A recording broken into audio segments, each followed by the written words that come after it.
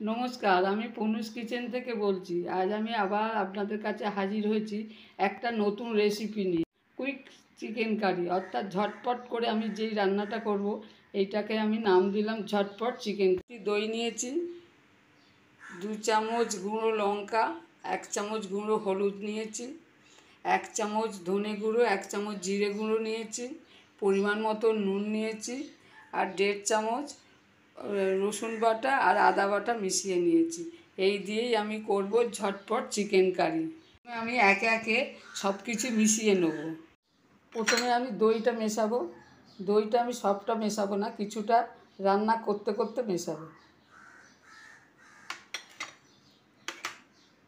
লঙ্কা গুঁড়ো হলুদ গুঁড়োটা দিয়ে দিলাম, ধনে জিরে গুঁড়োটা দিয়ে দিলাম, নুনটা দিয়ে দিলাম, আদা রসুনটা দিয়ে দিলাম। এবার এটাকে আমি খুব ভালো করে মাখাবো।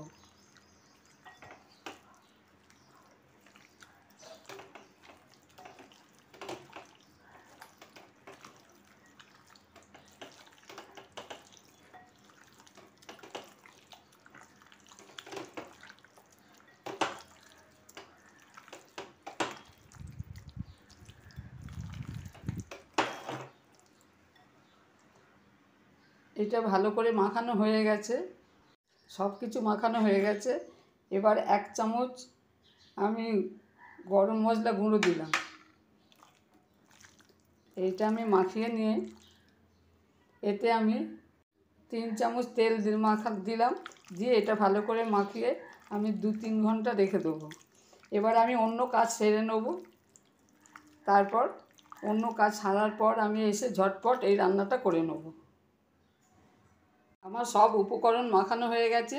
এবার এটাকে আমি চাপা দিয়ে রাখবো। আমি বেশ অনেকক্ষণ রেস্টে রেখেছিলাম চিকেনটাকে ম্যারিনেট করে। এবার কড়াতে তেল দিলাম,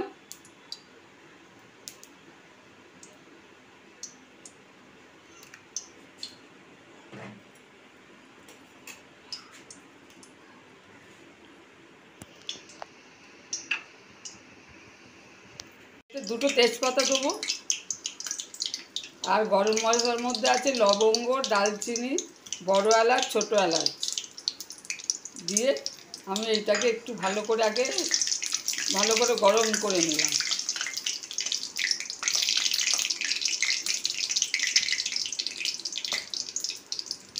একটা ভালো তেলেতে একটা ভালো গন্ধ বেরোবে। এবার খুব ভালো একটা তেলে গন্ধ বেরোচ্ছে। এবার আমি একটু 1 চামচ চিনি দিয়ে দিলাম। চিনিটা দিই কারণ এতে আমার ভালো একটা কালার আসে, এটা ক্যারামেল হয়ে যায়, যার জন্যে মাংস বলুন যে কোনো তরকারিতে একটা ভালো কালার এসে যাবে। চিনিটা গলে গেলে আমি এক বাটি পেঁয়াজ রেখেছি, ওটা মাঝারি সাইজের 4টে। এবার পেঁয়াজটা আমি দিয়ে দেবো।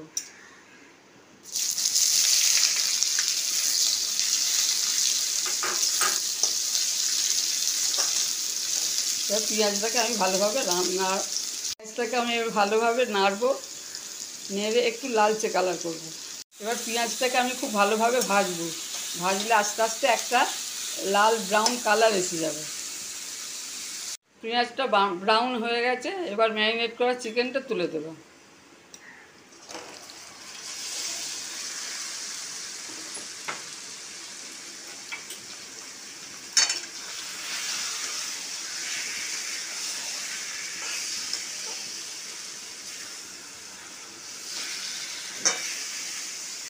এটা আমি খুব ভালো করে এবার কষছি।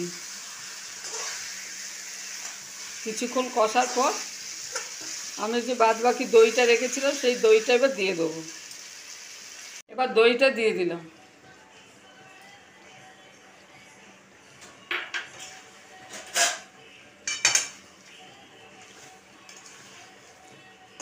আঁচটা কমই আছে, কম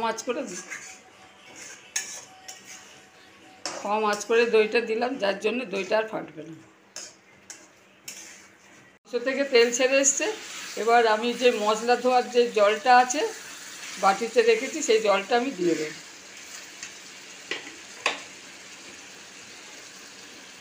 একদম অল্প জল দিলাম, দিয়ে এবার চাপা দিয়ে দিলে মাংস আমার রেডি হয়ে যাবে।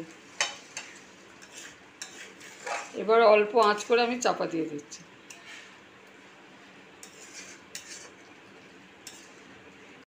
আমার চিকেন কারি রেডি, ঝটপট চিকেন কারি রেডি। আমার এই চিকেন কারি করতে 10 মিনিট সময় লেগেছে। আমার এই ঝটপট চিকেন কারি রেডি, 10 মিনিটে আমি করেছি। আগে আমি এটা মাখিয়ে রেখে দিয়েছিলাম, তারপরে 10 মিনিটের মধ্যেই আমার রান্নাটা কমপ্লিট হয়ে গেছে। যদি এই রেসিপি আপনাদের ভালো লাগে তাহলে শেয়ার করবেন, সাবস্ক্রাইব করবেন।